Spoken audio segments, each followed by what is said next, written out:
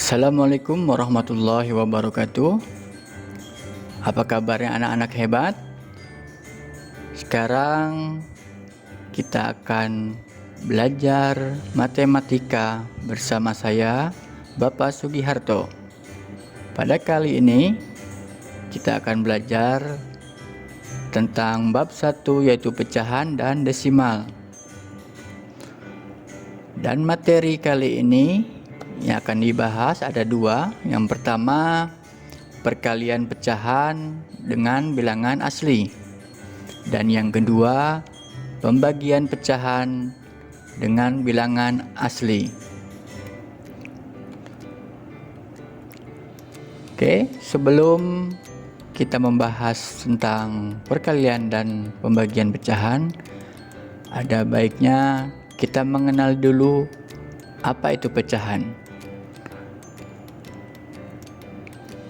Pada kelas sebelumnya, mungkin kalian sudah belajar pecahan.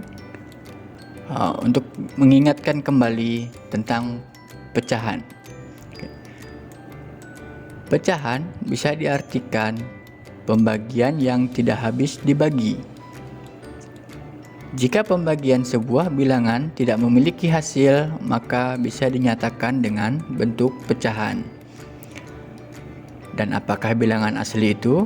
Bilangan asli adalah bilangan yang dimulai dari angka 1. Kalau bilangan dimulai dari angka 0 itu disebut dengan bilangan cacah. Nah, kemudian dalam pecahan itu ada terbagi dua bagian atau dua komponen. Angka yang di atas dalam pecahan disebut dengan pembilang, sedangkan angka yang di bawahnya disebut dengan penyebut. Nah, seperti yang kalian lihat di layar, itu bisa ditunjukkan dengan tanda panah bahwa angka 1 yang di atas itu adalah pembilang dan angka 2 yang di bawah itu disebut dengan penyebut. Kita masuk ke rumus perkalian pecahan. Oke, rumus perkalian pecahan yang pertama itu pecahannya terletak di depan dan bilangannya ada di belakang. Contohnya A per B dikali dengan C. A per B itu pecahannya dan C itu adalah bilangan asli. Untuk mengerjakannya atau cara mengerjakannya cukup dikalikan pembilang dari pecahan itu dengan bilangan aslinya. Sedangkan penyebutnya itu tetap tidak dikalikan dengan bilangan apapun. Nah, seperti di layar bisa dilihat, A pembilangnya dikalikan dengan C bilangan aslinya per B dan penyebutnya tidak berubah. Nah, begitu juga dengan contoh yang kedua, itu bilangan aslinya di depan dan bilangan pecahannya di belakang. Dalam hal ini diwakilkan oleh A kali B per C. Nah, A-nya bilangan asli, B per C-nya itu pecahan. Cara mengoperasikannya tetap sama, itu bilangan asli dikalikan dengan pembilang A kali B dan penyebutnya yaitu C itu tetap tidak berubah. Nah, untuk lebih jelasnya kita coba dengan contoh soal.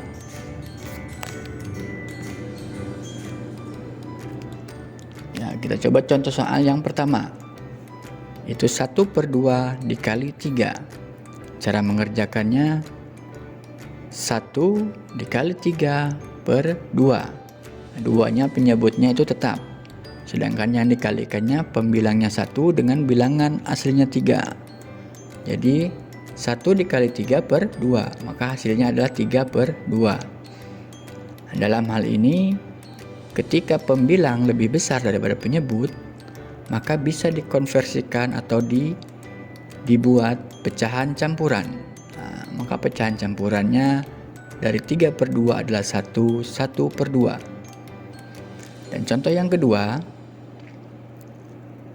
walaupun bilangan aslinya di depan dan pecahannya di belakang, pengerjaannya tetap sama, yaitu 4 dikalikan dengan 5 pembilangnya, dan penyebutnya 3 itu tetap di bawah. Jadi 4 dikali 5 sama dengan 20, penyebutnya tetap 3, jadi hasilnya adalah 20/3. Seperti yang dikatakan tadi, ketika pembilangnya lebih besar dari penyebut, maka akan dikonversikan menjadi pecahan campuran dengan hasilnya yaitu 62/3. Oke, selanjutnya yang kedua yaitu rumus pembagian pecahan. Nah, dalam rumus pembagian pecahan itu berbeda dengan perkalian. Nah, contoh yang pertama, ketika pecahannya di depan dan bilangan aslinya di belakang, itu cara mengerjakannya terbalik dengan perkalian. Nah, dalam hal ini, anak-anakku sekalian, yang dikalikan yaitu penyebut dan bilangan aslinya. Sedangkan pembilang itu tetap. Nah, kebalikan dari perkalian tadi. Nah, jadi cara mengerjakannya itu B dikalikan dengan C dan A-nya tetap. Pada rumus yang kedua, ketika bilangan aslinya di depan dan pecahannya di belakang, maka cara mengerjakannya itu A, bilangan aslinya itu tetap, tandanya itu bagi bisa berubah menjadi kali dengan satu syarat.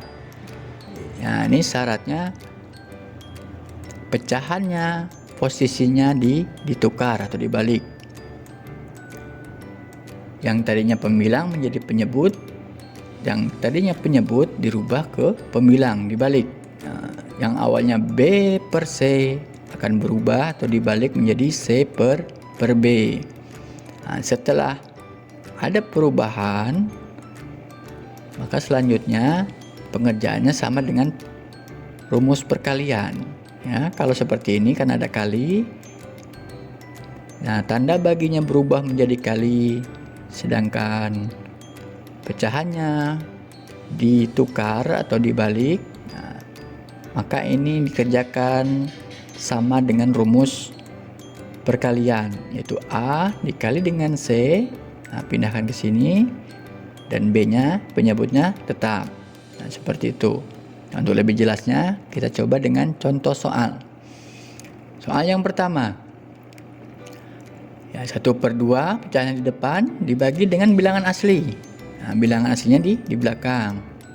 Cara mengerjakannya itu 2 langsung dikali dengan 3. Nah, ini 2 dikali dengan 3. Pembilangnya itu tetap. Nah, ditulis ulang atau dipindahkan langsung tanpa dikalikan dengan bilangan yang lain. Nah, maka hasilnya adalah 1/2 dikali 3. 2 kali 3 sama dengan 6, satunya tetap. Nah, jadi hasilnya itu 1/6. Jadi 1/2 dibagi 3 itu hasilnya 1/6. Oke, sekarang contoh yang kedua. Nah, ini bagaimana kalau bilangannya di depan dan pecahannya di belakang. Nah, seperti contoh soal tadi, tanda ini dirubah dulu menjadi kali. Syaratnya apa bisa berubah tanda bagi menjadi kali? Pecahannya dibalik atau ditukar, ya. Masih ingat? Nah, jadi bilangannya tetap 4, tanda baginya berubah jadi kali. Nah, pecahannya dibalik dari 5/3 menjadi 3/5. Selanjutnya kita operasikan atau kita kerjakan seperti rumus perkalian. Nah, jadi 4 dikalikan dengan 3, jadi 4 kali 3. Lalu penyebutnya tetap 5. Ini 4 kali 3 sama dengan 12. 5-nya tetap di sini. Nah, ketika pembilangnya lebih besar dari penyebut, maka dikonversikan ke pecahan campuran dan menjadi 2/5. Nah, kalau yang soal yang pertama tadi, karena pembilangnya lebih kecil dari penyebut, itu tidak bisa dikonversikan ke pecahan campuran. Jadi syarat untuk mengkonversikan pecahan biasa ke pecahan campuran itu pembilangnya harus lebih besar daripada penyebut. Ya. Oke, ini untuk latihan pertama perkalian. Silahkan kalian tulis dan nanti dikumpulkan. Nah, dikumpulkan pada waktu masuk ya. Oke, ini untuk latihan 1 tentang perkalian. Silahkan ditulis, atau kalau misalnya kurang bisa di pause dulu baru ditulis. Nah, ini untuk soal yang kedua. Soal latihan 2. Nah, ini soal latihan 2 tentang pembagian. Silahkan ditulis. Ada 10 soal masing-masing. Nah, setelah selesai, minggu depan semuanya dikumpul. Ya, terima kasih kepada anak-anakku. Cukup untuk pelajaran hari ini.